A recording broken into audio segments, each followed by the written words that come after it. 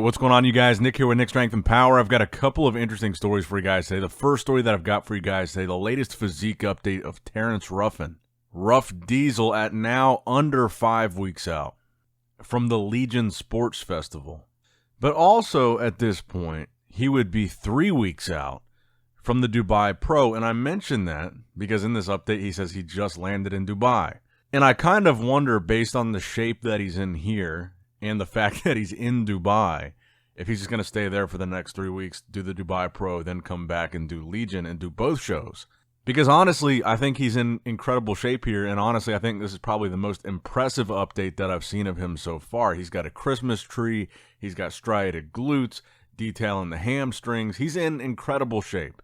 And that Dubai show is the 23rd and the 24th of September. And I know they're offering a pretty significant prize money too, $50,000 total across all the pro divisions, which is pretty impressive considering those divisions don't include men's open bodybuilding, which is the biggest of all the prize divisions.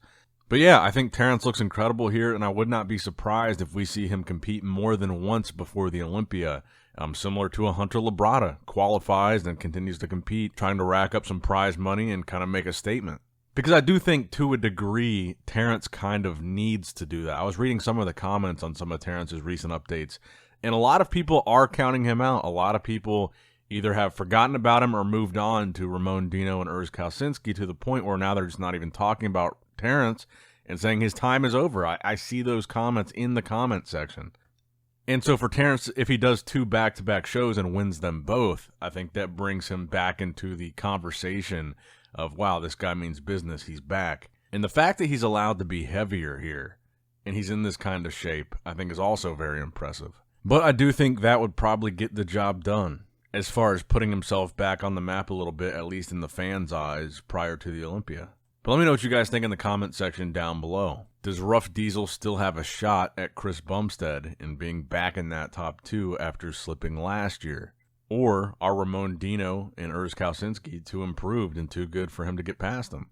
Now, next up in the news, the latest update from Samson Dauda. I want to talk about this a little bit because of the fact that we also got one from Derek. And I think one of the reasons why Samson is showing just his back in this update is because I think that's the point of Samson that people criticize the most is his back poses, the width and the detail from the back. So what he's trying to show here in this update is that he's working on it. He's making improvements, and now he's showing them off. Now, the reason why I bring up Derek is because I feel like Derek is one of the toughest guys at this point, besides Hottie, obviously, for Samson to get past. If we're going to have a conversation about Samson potentially being a Mr. Olympia champion, Derek is a guy that he's going to have to get through that he hasn't gotten through yet. At the Arnold, he was able to get through Big Ramy, Nick Walker, Andrew Jack. We know that he can beat those guys, but we haven't seen him beat Derek yet.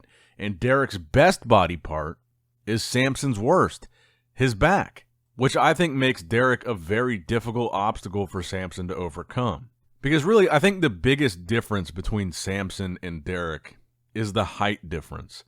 I think pound for pound, if you're talking about overall muscle on the frame, they're pretty equal. I think Derek has a significant amount of muscle on his frame. He's a big guy. They both have a very aesthetic shape. Derek has arguably a more aesthetic shape. Even though he's shorter, he's got this crazy small waist. They've both got this bubbly, round, 3D look to their muscles. And I would say one of the bigger points that Samson has in favor of him over Derek is his chest. I think that's something that, one of the things that I think Derek should bring up a little bit is his chest. And Samson has a fantastic chest. But if you just look at Derek's update side by side with Samson's, you can really see why this is an obstacle for him. I think Samson will be in that first call out. I do think he'll be compared to Derek, but I don't think it's going to be easy for him. As rapidly as Samson has shown that he can make these improvements, I don't know if his back will come up enough for the Olympia, and I don't think here it's comparable yet to Derek's. And I think that gap is far enough that it could still lead Derek to victory over Samson, at least this year. I mean, I think objectively speaking, we could probably all agree that Derek has one of the best, if not the best, backs on the Olympia stage. Hands down. But let me know what you guys think in the comments down below. Who's going to come out on top at the Olympia, Derek or Samson. Now, next up in the news, Martin Fitzwater posted a physique update and also an interesting caption that says, "Don't forget about me, I haven't gone anywhere." Florida photo dump, great 8-day stretch of bodybuilder boot camp with Brett Wilkin, who he's been training with, and this is a good reminder of a few things. I wouldn't be anywhere without the people in my corner, why I love bodybuilding, etc., etc., and I think this is a good thing to point out. Right now is a really good time to be a bodybuilding fan because there's so much new, fresh, young, up-and-coming talent in bodybuilding.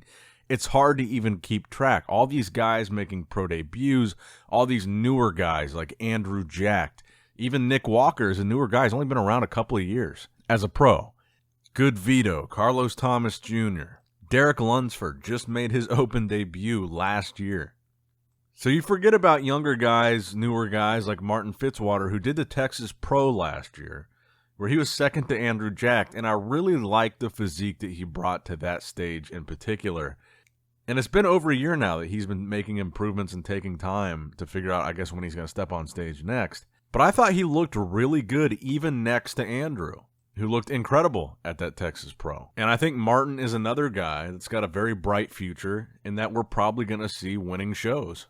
It really is interesting to see over the last 3 years or so, since the pandemic started really, the transition that bodybuilding has kind of gone through and this kind of changing tide of all this new talent coming in, some of the older guys retiring. I think in the next couple years, it's entirely possible that every guy that we saw place in the top 10 5 years ago at the Olympia is not in the top 10 in a couple years. I think it'll be a brand new, fresh top 10. And I think it'll be all new, young, fresh guys. But let me know what you think about Martin Fitzwater in the comments down below. Now, next up in the news, we got a couple more updates from Regan Grimes, as now he is just 1 week out from the Italy Pro, which I do want to talk about a little bit more at length in a minute here. So we got this side chest where, honestly, Regan does look really impressive. It's hard to deny that, as much as people probably would like to deny it. I mean, look at the striations that you can see in his chest in the side chest pose. Look at the shape he's in, but also how full he is. Look at the glute hamstring tie-in, the side profile of his leg, the vascularity. Regan is in maybe his all-time best shape. And I think he's going to be a lot harder to beat at this Italy show than people give him credit for. I think Regan, this is a very impressive Regan. There's no denying it at this point. And again, I feel like it has been a little bit of this like boy who cried wolf syndrome, because so many times we've seen pictures and videos of Regan where we thought he looked really impressive on social media and then it didn't really translate to the stage.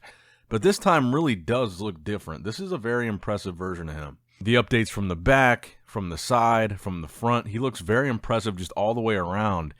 And really, more than anybody else that I've seen competing in Italy, I'm more impressed by Regan's updates than theirs. Nathan and Blessing in particular. Now, I want to talk about this next. I already made a short video about this a couple days ago.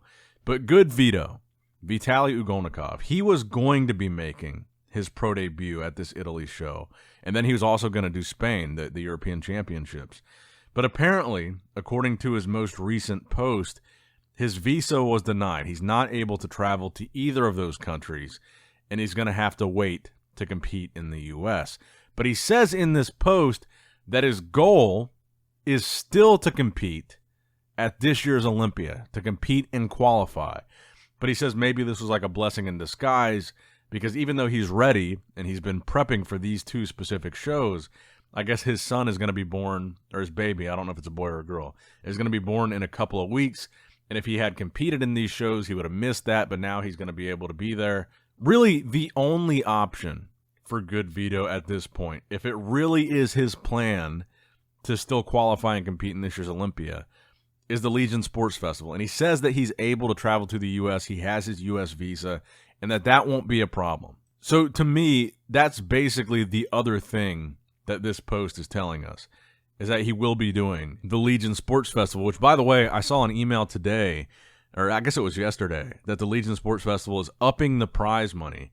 There's going to be a total of $83,000 across the pro divisions, $83,500 to be specific, and $20,000 of that will be going just to bodybuilding. So we've talked a lot about the Italy show, the Spain show. We haven't talked as much about Legion, but because it is the last opportunity to qualify, I think right now Italy and Spain are looking to be the most competitive shows of the season outside of the Texas Pro and the Arnold Classic. But I think whoever doesn't win those shows, whoever doesn't qualify, and you could have the same guy win both because a lot of the guys are doing both Italy and Spain.